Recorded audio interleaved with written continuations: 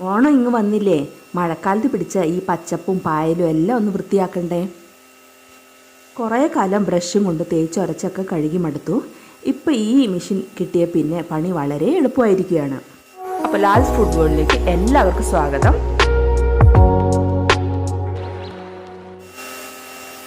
ഞാനിതിൻ്റെ പരസ്യമായിട്ട് വന്നതൊന്നും അല്ല. ഇത് ഒരുപാട് ബുദ്ധിമുട്ടുള്ളൊരു പണിയാണ്. ഈ മെഷീൻ കിട്ടിയ പിന്നെ വളരെ പണി എളുപ്പമായിട്ടുണ്ട്. അപ്പോൾ അത് അറിയാത്ത ആരെങ്കിലും ഉണ്ടെങ്കിൽ അറിഞ്ഞോട്ടെ എന്ന് കരുതി മാത്രമാണ് ഈ വീഡിയോ അപ്ലോഡ് ചെയ്യുക എന്ന് വിചാരിച്ചത്. ഇത് കണ്ടോ, ഈ മതിലൊക്കെ വൃത്തിയാക്കണമെങ്കിൽ 4-5 പേര് ഒരു ദിവസം ക്ലീൻ ചെയ്താലേ ആകുള്ളൂ. ഈ മെഷീൻ കൊണ്ട് ഒറ്റ ദിവസം കൊണ്ട് ചുറ്റിനും ക്ലീൻ ചെയ്യാൻ പറ്റി. ഈ മെഷീൻ്റെ പേര് പ്രഷർ വാഷർ എന്നാണ്, കാർ വാഷർ എന്നും പറയാറുണ്ട്. ഇത് ഞങ്ങൾ കഴിഞ്ഞ 6 വർഷമായിട്ട് ഉപയോഗിക്കുന്ന മെഷീനാണ്. ബോഷിൻ്റെ കാർ വാഷാണിത്. ഈ ഗ്രീൻ കളറിൽ കാണുന്ന പൈപ്പ് ഇൻലെറ്റാണ്. ടാപ്പിൽ നിന്ന് വെള്ളം കണക്ട് ചെയ്യാനുള്ളതാണ്. ഇതാണ് വെള്ളം ഡിസ്ചാർജ് ചെയ്യുന്ന ഗന്ന്.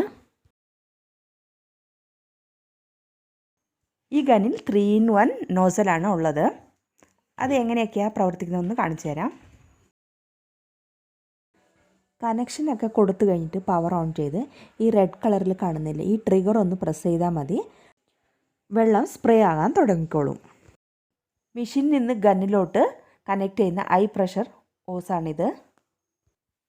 ഈ പവർ കേബിളിൻ്റെ നീളം 4-5 മീറ്റർ കാണുകയുള്ളൂ. അപ്പോൾ അതിലും കൂടുതൽ വേണമെങ്കിൽ നമ്മൾ എക്സ്റ്റൻഷൻ കോഡ് ഉപയോഗിച്ചാൽ മതി. ഇപ്പോൾ കണക്ട് ചെയ്യുന്ന ഈ ഓസിലൂടെയാണ് വെള്ളം ഗന്നിലോട്ട് വരുന്നത്. ഇനി നമുക്ക് ടാപ്പിൽ നിന്ന് വെള്ളം കണക്ട് ചെയ്യാം. ടാപ്പിൽ നിന്ന് വെള്ളം കണക്ട് ചെയ്യുന്നത് ഈ ഓസ് അഡാപ്റ്റർ വഴിയാണ്. മെയിൻ പവർ ഓൺ ചെയ്തതിന് ശേഷം നമുക്ക് ഈ റെഡ് കളർ സ്വിച്ച് ഓൺ ചെയ്യാം. കണക്ട് ചെയ്യുന്ന പരിപാടിയൊക്കെ വളരെ സിമ്പിളാണ്. ഇത് ഫസ്റ്റ് നോസൽ കാർ വാഷ് ചെയ്യുന്നതാണ്. ഇത് നല്ല സ്പ്രെഡായിട്ടാണ് വെള്ളം വീഴുന്നത്. ഇത് സാധാരണ പൂച്ചെടിക്കൊക്കെ നനയ്ക്കാൻ വെള്ളം സ്പ്രിങ്കിൾ ചെയ്യാൻ പറ്റുന്നതാണ്. അടുത്തതാണ് പായൽ കളയുന്നത്. അത് ഈ ഗന്നിൽ നിന്ന് വെള്ളം റൊട്ടേറ്റ് ആയിട്ടാണ് ചാടുന്നത്.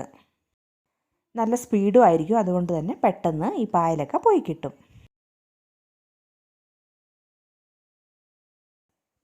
ഇത് അടുപ്പിൻ്റെ അടുത്തുള്ള കരിയാണ്.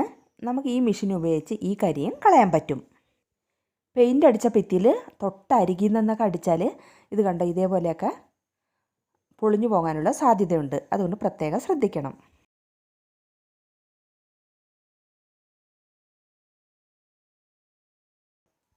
കുറച്ച് സിമെൻറ്റ് ഉപയോഗിച്ച് തേച്ച സ്ഥലത്ത് നമ്മൾ ഈ കാർ വാഷർ യൂസ് ചെയ്താൽ മണൽ പൊങ്ങി വരും. നല്ല സ്ട്രോങ് ആയ സ്ഥലത്ത് കുഴപ്പമൊന്നുമില്ല. ഇത് വീടിൻ്റെ പുറകുവശത്തുള്ള പാറയാണ്. ഈ പാറയൊക്കെ നല്ല വൃത്തിയായിട്ട് കഴുകാൻ പറ്റും. വൃത്തിയാക്കിയതിന് ശേഷമുള്ള പാട്ട് ഈ വീഡിയോയുടെ അവസാന ഭാഗത്ത് ഇട്ടിട്ടുണ്ട്.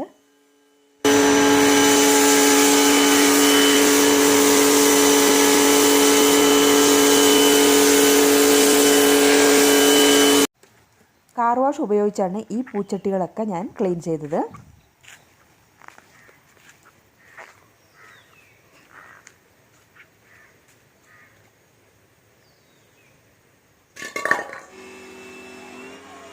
വണ്ടികളൊക്കെ നല്ല വൃത്തിയായിട്ട് തന്നെ വാഷ് ചെയ്യാൻ പറ്റും. അത് ഞാനോട് പ്രത്യേകം പറയണമെന്നില്ലല്ലോ, കാരണം അതിൻ്റെ പേര് തന്നെ കാർ വാഷർ എന്നാണ്. ഷാമ്പൂ, ഡിറ്റർജൻറ്റ് എന്ത് വേണമെങ്കിലും ഉപയോഗിച്ച് വേണമെങ്കിലും വാഷ് ചെയ്യാൻ പറ്റും. അതെങ്ങനെയാണ് ഉപയോഗിക്കുന്നതെന്ന് ഞാൻ കാണിക്കാം.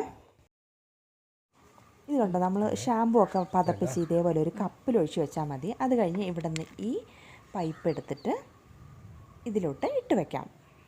അങ്ങനെയാകുമ്പോൾ ഈ കാർ വാഷർ പ്രവർത്തിക്കുമ്പോൾ സോപ്പും വെള്ളവും ഒരുമിച്ച് വരും. അപ്പോൾ ഇത് നമുക്ക് നന്നായി തന്നെ കഴുകിയെടുക്കാൻ പറ്റും. ഷാമ്പൂ ഉപയോഗിച്ച് നമ്മൾ കാർ വാഷ് ഉപയോഗിക്കുമ്പോൾ ഈ സ്പ്രിങ്കിൾ മോഡിൽ തന്നെ വയ്ക്കാൻ നോക്കണം. ഇതാണ് നമ്മുടെ മെഷീൻ്റെ ഓൺ ഓഫ് ബട്ടൺ.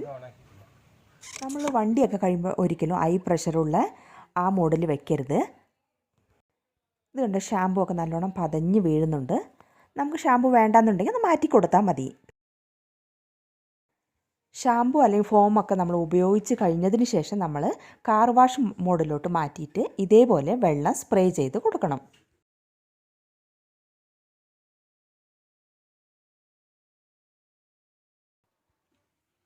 ഈ പച്ചപ്പായലൊക്കെ ഒന്ന് ശ്രദ്ധിച്ചോണേ.